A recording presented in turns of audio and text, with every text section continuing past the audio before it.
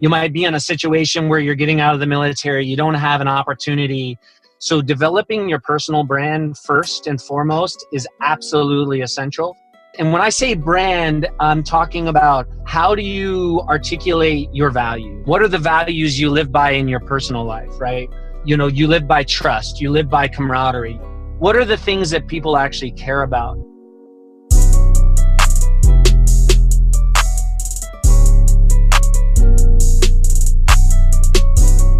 Hey everybody, I'm your host, Robert Woods. Thanks for listening to the Knight's Tale podcast, where we dig into the tips, tools, tactics, and mindsets required to make a smooth transition out of the military. The goal is to provide a platform for some truly inspirational, top-notch veterans to tell their stories and amplify the fact that the military has some of the most amazing people for any career field. We're also building a bridge between amazing veterans and the businesses that wish to work with them. So today we have a special guest whose name is Jesse Frye. Jesse is a marketing strategist that helps businesses reduce content fragmentation in their marketing, messaging, and content. Jesse is truly a master of marketing, and you can tell that he loves what he does by the way that he brands himself and that he's committed to providing a high level of value to the businesses and the people seeking his help. I'm glad we were able to get Jesse on the podcast to drop some precious jewels of wisdom on how he approaches his job search, branding, and much more.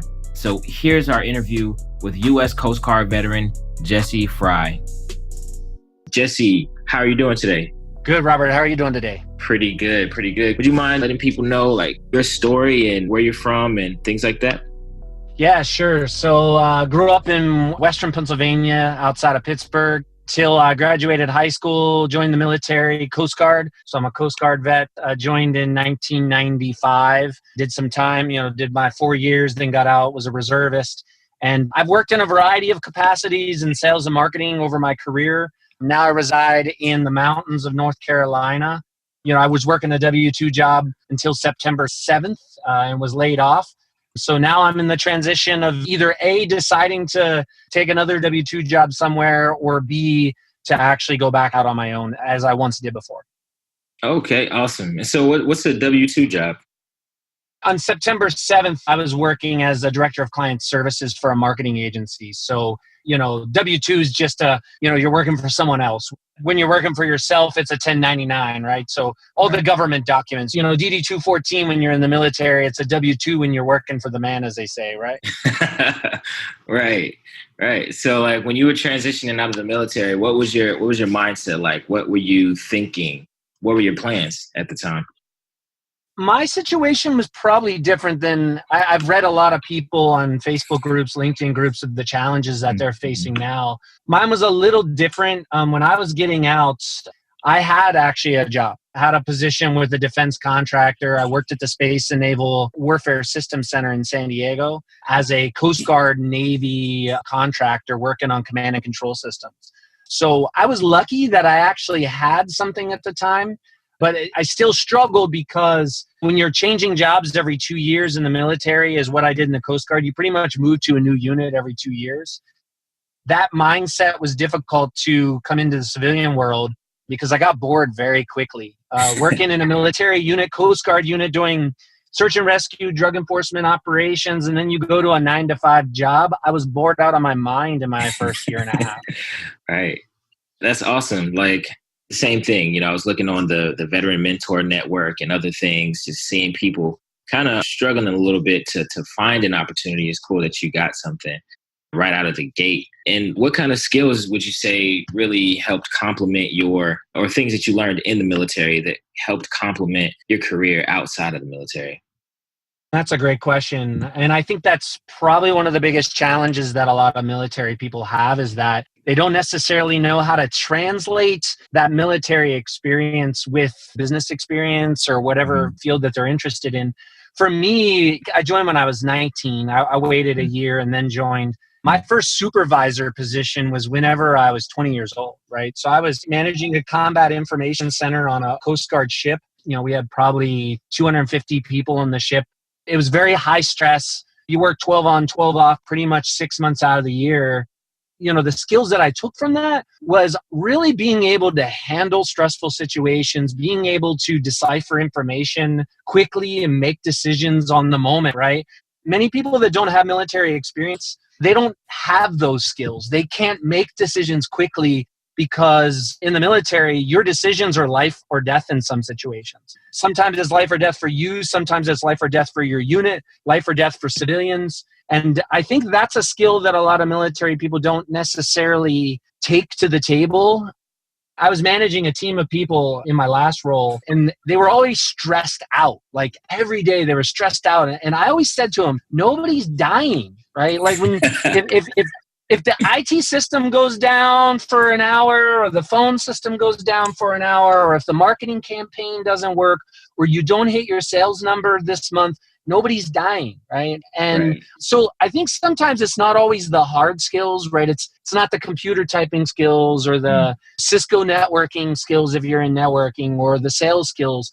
I think it's those soft skills that I think more military people need to actually put in their resume that they're capable of doing. And when they're interviewing and having those conversations with the interviewer of like, these are the situations I was in. You don't have to be graphic. The more graphic you are, the worse. I think you need to, because they can't relate. But I think it's stepping back and being able to say, you know what, I can think on my feet. A lot of people are indecisive, but I'm decisive. I can make decisions quickly. I can think outside of the box, because anybody in the military knows that the government tools that they give us aren't always the highest quality tools. Yeah. But we have to work with what we have, right? Those are some of the things that I've always taken to every job that I've ever had. And I've started my own business at one point, and I use those same skills in that role as well. Right. It seems like you've had so many great opportunities and experiences, especially to lead. And you mentioned that you were in a director position just a few weeks ago. Yeah, a few months ago. A few weeks ago. Yeah. Yeah. I just wanted to know, what kind of jewels or gems can you give people in terms of marketing and really positioning a company or a brand to get to where they want to go? Yeah. I mean, there's so much out there, right?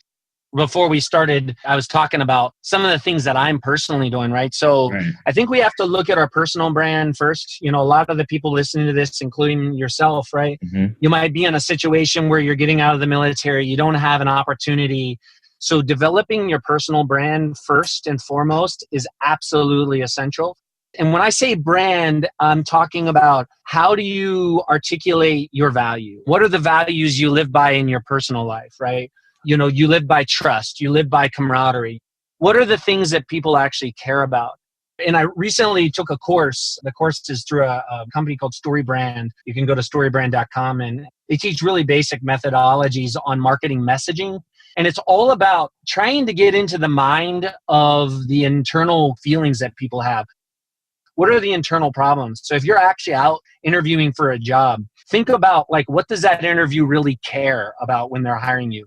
They care about whether or not that if they hire you, are they actually going to look good to their management team if you are awesome, right? If you're an awesome employee and you're going to be able to actually do everything they want to do and you blow it out of the park, it makes them look good, right? So yes, you have to have a lot of those tangible skills. And if they're looking for all those qualifications in the resume, those are all important, but being able to brand yourself and brand your business, right? If you're branding your business, that you actually brand the story and that you're telling people not what you do, but like why.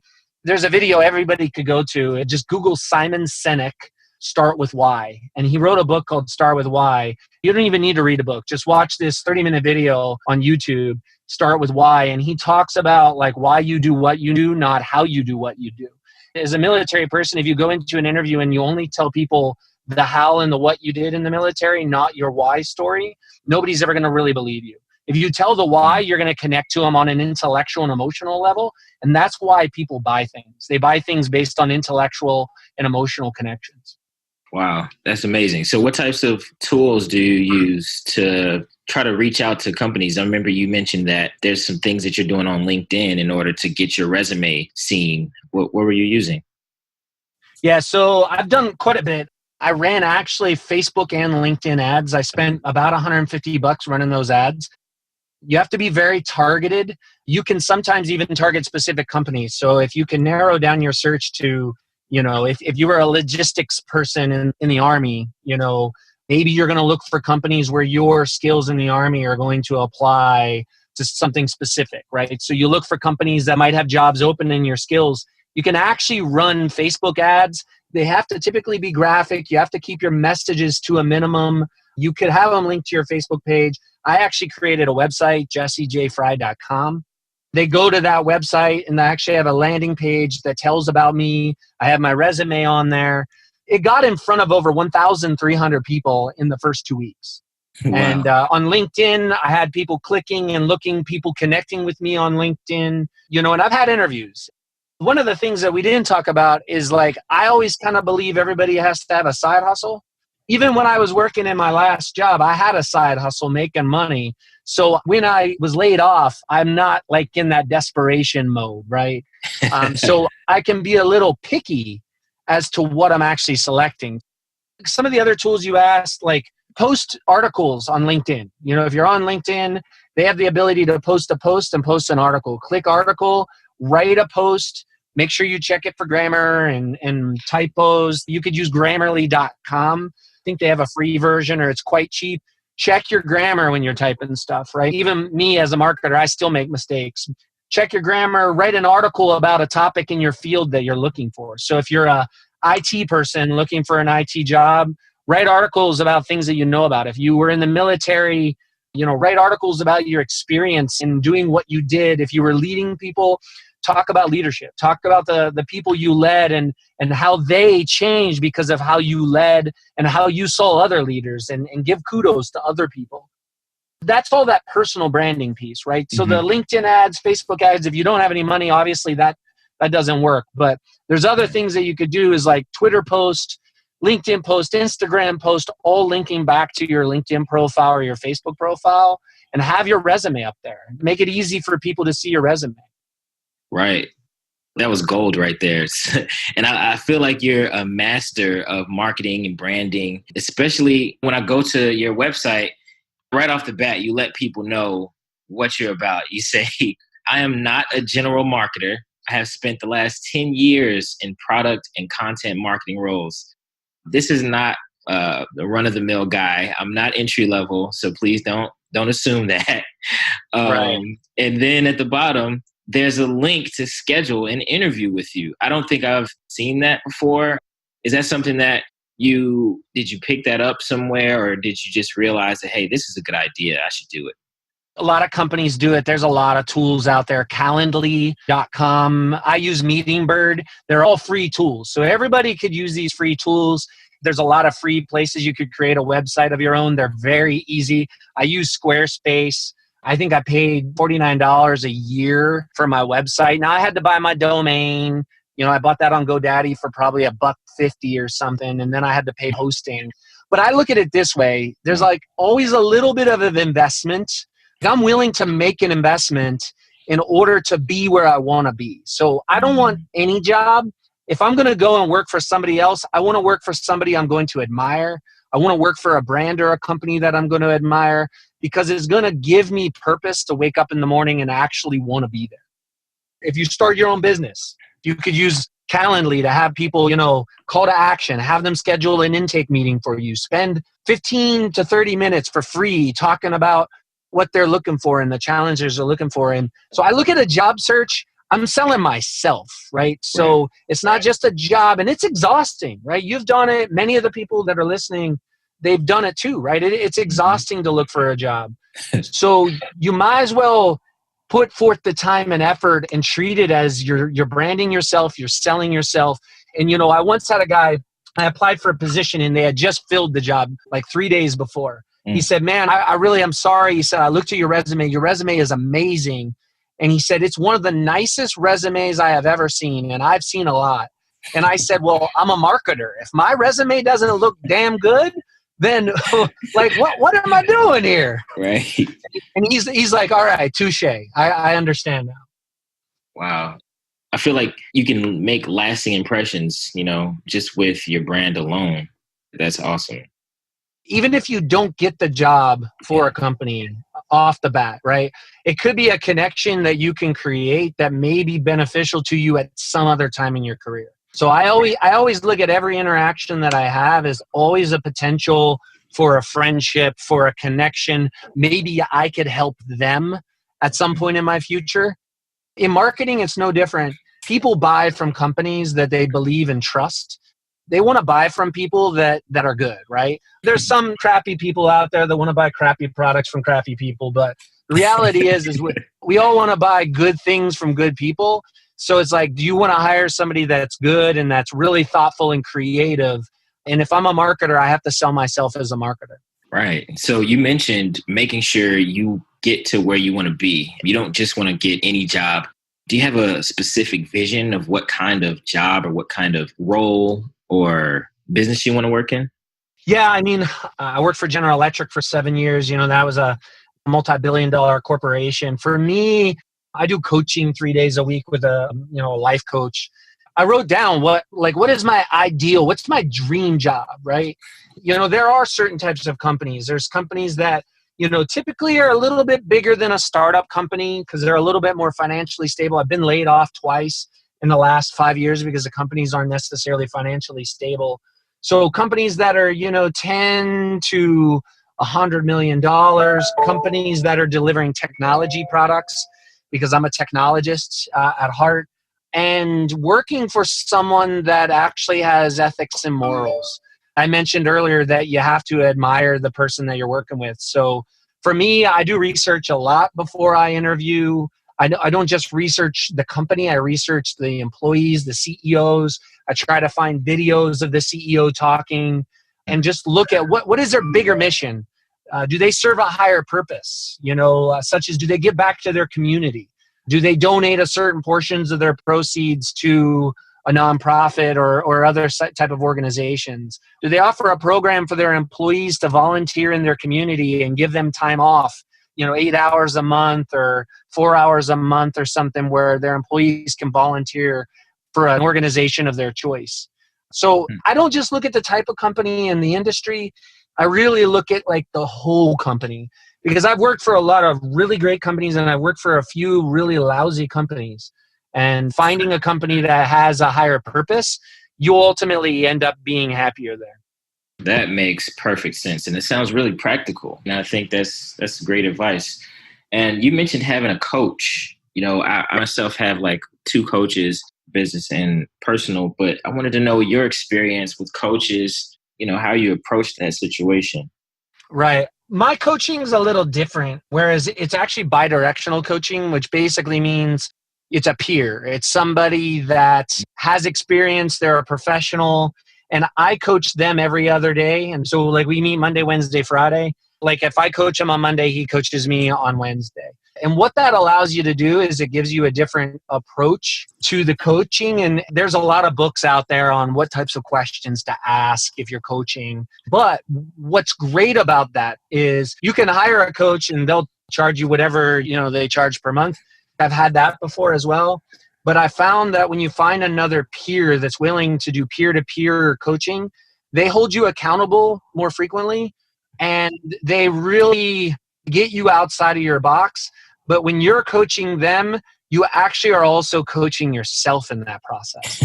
And you'll ask yourself a question. Like my peer that I'm coaching, I asked him a really tough question the other day, looking at his stress level. I asked him, if you were to, rate your current stress level on a scale from 1 to 10, where would it be? And he told me it was a 5. And I says, is that higher than it normally is? He said, it actually is. And I challenged him to look at the areas of his life, his business. He has multiple businesses. Look at the areas of his life and find things that he can either stop doing or offload to someone else. And that was something I was like, wow, that was a good question, Jesse. I need to do that myself. I immediately wrote down things that I wanted to do. So I've done the, one-to-one coaching, business coaching, but I found the peer-to-peer coaching is actually can tend to be a little bit more successful for me personally.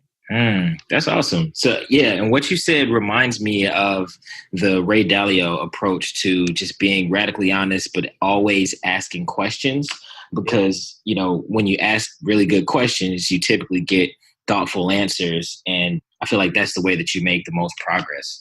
A friend of mine wrote a book called Asking Powerful Questions.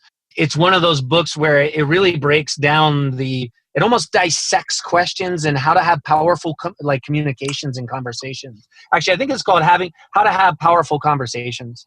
But it's a great book in just thinking about how do you actually have powerful conversations and how do you approach questions? How do you approach empathetic listening, right? Like being empathetic in your listening and being able to just listen and ask questions, right? Yeah, that sounds like a cool resource. What's the name of the author? Will Wise. That's cool.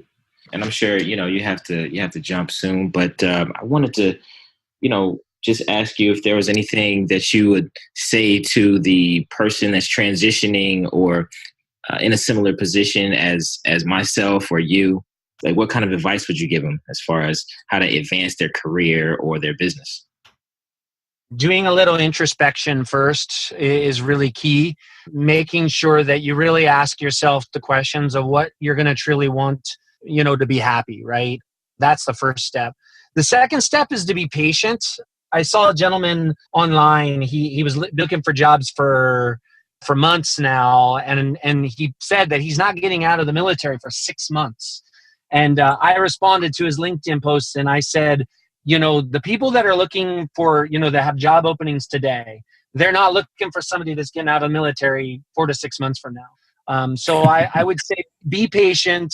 When you're about 60 days out, that's when you want to start applying for jobs, right? Because most companies, it takes 30 to 60 days to bring people through, from taking applications to going through, and to be persistent, right? What I mean by that is if you apply for a job, go to LinkedIn, look for the person that might be there, that might, the keyword is might be the hiring manager, and request a connection and write something in the connect. Don't just say hit connect. Say, hey, I'm a transitioning military professional. I'm looking for an opportunity with your business, and I'm really interested in this type of opening. And I know you may not have anything now, but I really like to open dialogue with you because I admire what your company's doing.